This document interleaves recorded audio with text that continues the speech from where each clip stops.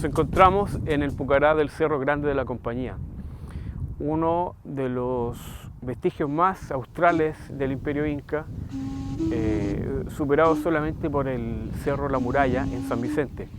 El camino del Inca, para introducir un poco el tema, es un camino de aproximadamente 30.000 kilómetros de extensión, prehispánico, construido por el Imperio Inca como una forma de conectar sus territorios y mejorar las comunicaciones. Esto parte en Perú y se ramifica hacia el norte hasta Ecuador y hacia el sur hasta nuestro país.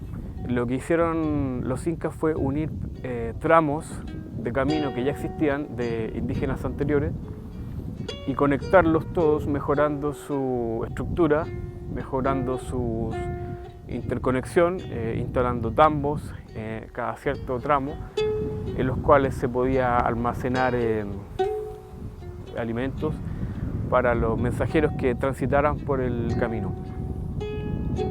El Pucará del Cerro La Compañía tiene un valor histórico para nosotros y queremos en este pequeño programa presentar algunas de sus características.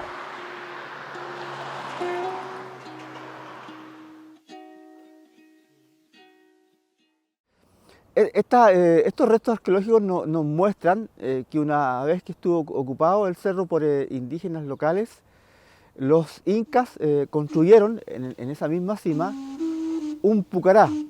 Pucará en lenguaje quechua significa fortaleza. Lo que ellos hicieron fue transformar una pequeña ciudadela que ya existía en una verdadera fortaleza, haciendo cierres perimetrales que permitieron resguardarse de posibles ataques.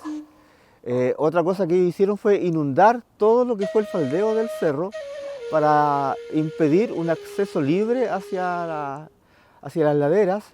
Dentro de ese cierre perimetral ellos tenían empalizadas y acumulaban piedras. Por ejemplo, si alguien intentaba por alguno de los costados subir las laderas del cerro, ellos le lanzaban piedras. Obviamente tenían otros instrumentos de guerra como eran flechas, arcos y algunos otros tipos de utensilios.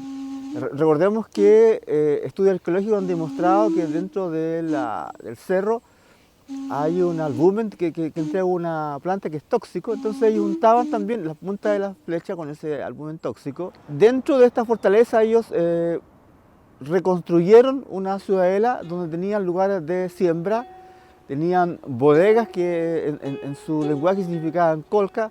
Estas bodegas eran subterráneas, tenían 2-3 metros de profundidad. En su base ellos la llenaban con piedras y después ahí guardaban semillas que les servían de alimentación en las temporadas más escasas, es decir, en el invierno. Dentro de esa ciudadela obviamente construyeron casas donde ellos vivían. Tenían más o menos un poco más de 1 metro de altura de piedra, y en la parte superior la hacían con cincha, que era una mezcla entre madera, vegetales y barro. Entonces tenían protección hacia la lluvia. El Cerro La Compañía y el Pucará se encuentran en un punto que puede observar hacia los cerros de Angostura, hacia ambas cordilleras y hacia el sur. Por lo tanto, si uno vigila los 4 costados, tiene una observación bastante minuciosa del entorno y es difícil ser sorprendido por un ejército enemigo.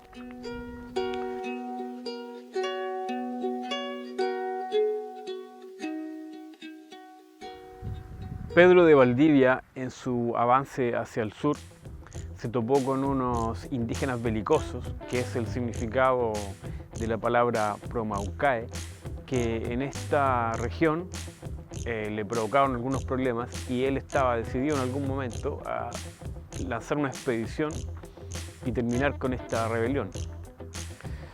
Pero lo que no sabía Pedro Valdivia es que el líder de ese grupo bélico que estaba en el Pucará de la Compañía, que era Cachapual, ya estaba confabulado con Michimalonco, que era el líder del valle del Aconcagua.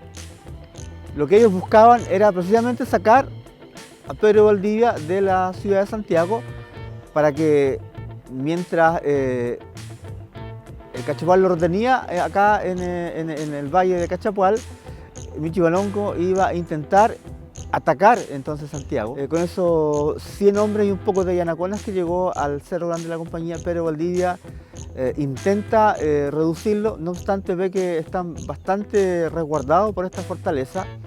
Cuando ellos intentan llegar al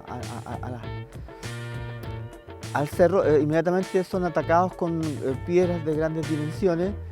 Después llega una lluvia de lanzas y flechas y Pedro Valdivia ve que es prácticamente imposible poder dominarlos y atacarlos, y entonces decide engañar a los promaucaes que estaban ahí al mando de Cachapual y simula un regreso hacia Santiago, o sea, como que desestima el ataque. Los indios locales de los promaucaes caen en la trampa, lo siguen, pero sin saber que Pedro Valdivia lo estaba esperando en las mismas lomas del Cerro de Angostura. Una vez que llegan estos indios allá, los ataca, lamentablemente acaba con la vida prácticamente de todos. Es decir, cayeron en el engaño de Pedro Valdivia y en las Angosturas de Paine los espera y los reduce prácticamente a todos. Efectivamente, esas mismas crónicas de soldados que estuvieron junto a Pedro de Valdivia nos demuestran la existencia de esa batalla, donde se da por referencia que fue un 11 de septiembre de ese mismo año 1541. Mientras en Santiago se está produciendo otra historia. Cuando Pedro Valdivia llega de retorno ya al fuerte de Santiago, ve que ya estaba prácticamente destruido, estaba incendiado, todos sus hombres estaban heridos, se da cuenta de que ya no tenían alimento, quedaron prácticamente sin víveres, sin municiones, sin nada. Entonces ve que probablemente, claro, había sido una confabulación y él también cayó en una trampa de abandonar la ciudad de Santiago, que prácticamente significó la destrucción de esa recién fundada ciudad.